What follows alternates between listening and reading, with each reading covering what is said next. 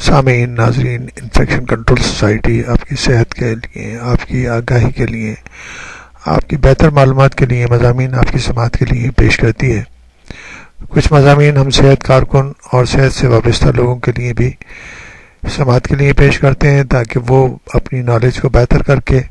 عوام الناس کی خدمت کر سکیں۔ بلڈ کے بارے میں معلومات دینا چاہیں گے۔ بلڈ کیا ہے، اور اس کے بعد بلڈ کے جو نارمل کمپوزیشن ہے اس کے بارے میں بتایا جائے گا، اور اس کے بعد بلڈ کی بیماریوں یعنی خون کی بیماریوں کے بارے میں آپ کو ہم بتائیں گے۔ بلڈ جو ہے ایک باڈی فلوئڈ ہے جو کہ اینیملز یعنی کہ جو جانداروں کے جسم کے اندر موجود رہتا ہے، اور یہ جو لیکوڈ فارم ہے یہ ایک آرگن کی طرح ایک جسم کے جو دوسرے اعضاء ہیں، جس طرح جگر ہے، جس طرح دل ہے، اسی طرح یہ بھی بلڈ جو ہے یہ لیکوڈ آرگن ہے، اور لیکوڈ آرگن کے طور پر جسم کی حفاظت کرتا ہے، اور جسم کے ہر آرگن کو، ہر ٹیشو کو، ہر سیل کو نیوٹرینٹس پہنچاتا ہے، آکسیجن پہنچاتا ہے، اور وہاں سے سیل سے میٹابولک ویسٹ ٹرانسپورٹ کر کے اور جسم سے باہر نکالتا ہے۔ یعنی کہ یہ ہم نے آپ کو بتایا کہ بلڈ کا یہ ایک خاص فنکشن ہوتے ہیں، اور ہم اگر ڈیٹیل میں جائیں گے تو بلڈ کے فنکشن جو ہیں آکسیجن سپلائی یعنی کہ سارے جسم کے ٹیشوز کو، سارے سیلز کو، جس کے اندر جو بلڈ کے اندر جو ریڈ سیل ہوتے ہیں اس میں ہیموگلوبن ہوتا ہے، اور وہ ہیموگلوبن ریڈ سیل کے اندر جو موجود ہوتا ہے وہ آکسیجن کیرینگ کیپیسٹی اس میں ہوتی ہے، اور وہ آکسیجن کو جذب کر کے لنگس سے، پھیپھڑوں سے اور لنگس سے جذب کر کے آکسیجن کو جسم کے ہر ٹیشو، ہر سیلز کو پہنچاتا ہے۔ اسی طرح جیسے ہم نے آپ کو بتایا ہے کہ بلڈ کے ذریعے نیوٹرینٹس یعنی غذائی اجزاء جو نظام ہاضمہ کے ذریعے جسم کے اندر جذب ہوتے ہیں، اور جذب ہونے کے بعد وہ glucose, amino acid, fatty acid میں کنورٹ ہو جاتے ہیں، اور یہ اجزاء جو ہیں یہ بھی بلڈ کے ذریعے مختلف جگہ پر، مختلف ٹیشوز میں، مختلف سیلز میں پہنچتے ہیں۔ اسی طرح جو تیسرا اہم فنکشن ہے ویسٹ ریموول کا، یعنی کہ جو کاربن ڈائی آکسائڈ، یوریا، لیکٹک ایسڈ جسم کے اندر پیدا ہوتے ہیں وہ جسم سے باہر نکالنے کا عمل بھی بلڈ کے ذریعے، خون کے ذریعے عمل میں آتا ہے۔ تو خون جو ہے ان اجزاء کو جسم کے سارے ٹیشو سے، سارے سیل سے جمع کر کے، اور ایکسکریٹری آرگن یعنی کہ جسم کے جو ایکسکریٹری آرگن ہے خاص طور پر کڈنی کے ذریعے اور جسم کے مختلف رطوبتوں کے ذریعے خارج کر دیتا ہے۔ امیونولوجیکل فنکشنز جو ہیں وہ بھی بہت اہمیت کے حامل ہیں خون کے۔ امیونولوجیکل فنکشنز کے اندر جو وائٹ بلڈ سیلز ہیں وہ خاص طور پر سرکولیشن کے اندر رواں دواں رہتے ہیں، اور جو بھی یعنی کہ بیکٹیریاز، وائرسز یا پیراسائٹ جسم میں داخل ہوتے ہیں وہ ان کو ختم کرنے کے لیے فوری طور پر کام کرتے ہیں۔ اسی طرح جو اینٹی باڈیز ہیں وہ بھی بلڈ سرکولیشن کے اندر، بلڈ کے اندر ہی ہوتی ہیں، اور وہ اینٹی باڈیز بھی خاص طور پر جو وائرسز، بیکٹیریا اور ان کے خلاف جو کام کرتی ہیں وہ بھی خون کے ذریعے ہی کرتی ہیں، بلڈ کے ذریعے ہی کرتی ہیں۔ کوگولیشن جو ہے وہ بھی ایک بہت اہم فیکٹر ہے، جو کہ بہت اہم خاصیت ہے خون کی، کہ جیسے ہی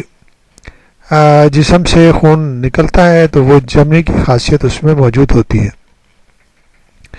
جو کہ جسم کے سیلف ریپیئر سسٹم کے طور پہ بھی کام کرتا ہے۔ کسی جگہ سے بھی اگر کٹ لگ جائے، کسی جگہ بھی کوئی زخم لگ جائے تو خون وہاں سے بہہ کر وہاں جم کر اور فوری طور پر ریپیئر کا کام انجام دیتا ہے۔ اس میں پورے بلڈ کلاٹنگ فیکٹرز جو ہیں وہ کام کرتے ہیں اور خون کو جمانے میں مدد دیتے ہیں۔ ایک اور فنکشن یہ ہے کہ میسنجر فنکشن۔ میسنجر کا فنکشن کیا ہے؟ میسنجرز کے لیے خون میں یعنی کہ بلڈ کے اندر ہارمونز ہوتے ہیں۔ ہارمونز جو ہے مختلف گلینڈز جو ہیں وہ سیکریٹ کرتے ہیں۔ وہ ڈپینڈ کرتا ہے کہ جسم کو کون سے ہارمونز کی ضرورت ہے۔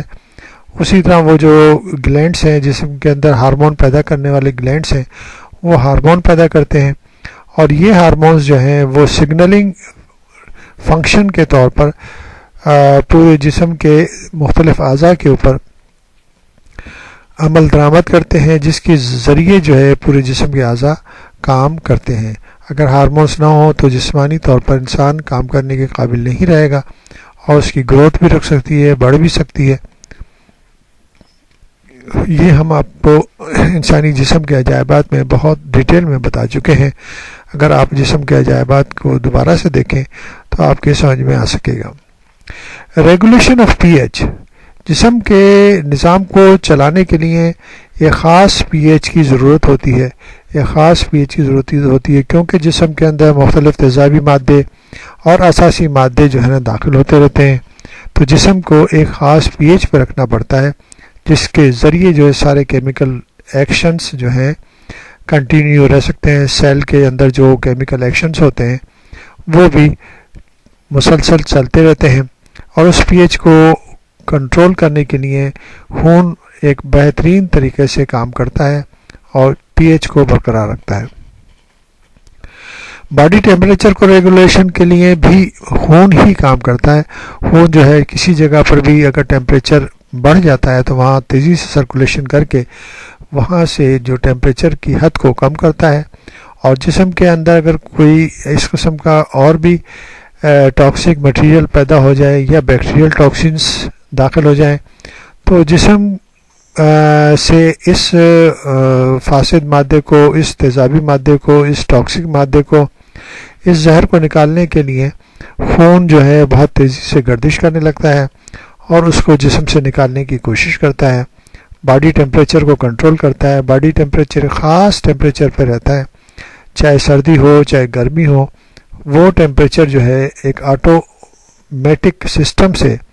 آٹو سسٹم سے، جس طرح کہ ہم آٹو کے اوپر جو ہے نا اگر کسی جگہ کے ٹیمپریچر کو کنٹرول کرتے ہیں تو اس کو آٹو پہ رکھ دیتے ہیں اور اس کا خاص ٹیمپریچر مقرر کر دیتے ہیں۔ تو پورے گھر کا ٹیمپریچر، پورے کسی انسٹرومنٹ کا ٹیمپریچر ایک خاص ٹیمپریچر رہتا ہے۔ اسی طرح جسم کا ٹیمپریچر بھی ایک خاص ٹیمپریچر پر رہتا ہے، وہ اس کو ریگولیٹ کرنے کے لیے خون ہی کام انجام دیتا ہے۔